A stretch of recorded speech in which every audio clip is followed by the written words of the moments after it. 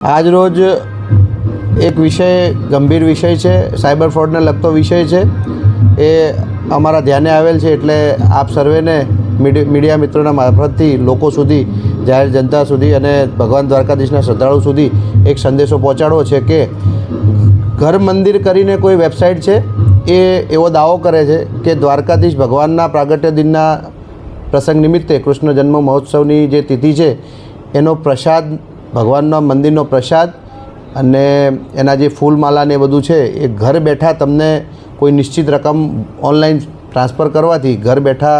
એ પ્રસાદ તમને મોકલી આપવામાં આવે છે, એવો ભ્રામક દાવો એ વેબસાઇટ એજન્સીના મારફતથી કરવામાં આવે છે। તો હું દ્વારકાધીશ મંદિર વહીવટદાર, દ્વારકાધીશ દેવસ્થાન વ્યવસ્થાપન સમિતિ અને પૂજારી પ્રતિનિધિ, વારાદાર પૂજારીશ્રી તમામ અહીંયા સાથે ઉપસ્થિત છીએ। અમારા મંદિર વ્યવસ્થાપન સમિતિ કે પૂજારી પરિવાર દ્વારા આવી તમામ બાબતનું, તમામ વાતનું આ પ્રકારની કોઈપણ લોભામણી જાહેરાતમાં ન આવવા માટે અપીલ કરવામાં આવે છે અને આવી કોઈપણ બાબત આપના ધ્યાને આવે તો એમાં ભ્રામક પ્રચારમાં ન ફસાવા આપ સૌને અપીલ કરવામાં આવે છે। આ તમામ પોકળ દાવાઓનું અમે ખંડન કરીએ છીએ। અમારા મંદિરના જે પ્રણાલી છે એ આપ સૌને જણાવી છે કે અમારા ભગવાન દ્વારકાધીશના આપણા જે મંદિર છે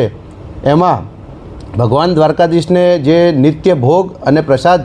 જે લાગે છે એ તમામ પ્રસાદ અમારા ભોગ ભંડારમાં અમારા પૂજારી પ્રતિનિધિ શ્રી અને જે વારાદાર પૂજારી શ્રી હોય એમના માર્ગદર્શનમાં જે તૈયાર થાય છે અને એમના દ્વારા જ ભગવાનને નેક ભોગ કરી અને પછી મંદિર પટાંગણમાંથી જ એ પ્રસાદનું વિતરણ થાય છે। આ સિવાય અમારી જે દ્વારકાધીશ.org વેબસાઇટ છે એના ઉપર જે નેક ભોગ લખાવવામાં આવે છે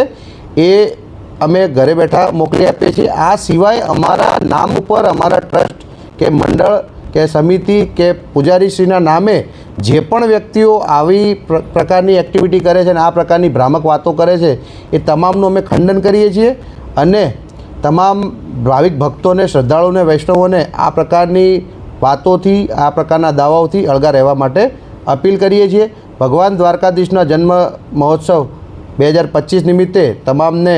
દ્વારકાધીશ મંદિર ખાતે રૂબરૂમાં આવી દર્શનનો લાવો લેવા, પ્રસાદનો લાવો લેવા માટે અપીલ કરું છું। જય દ્વારકાધીશ।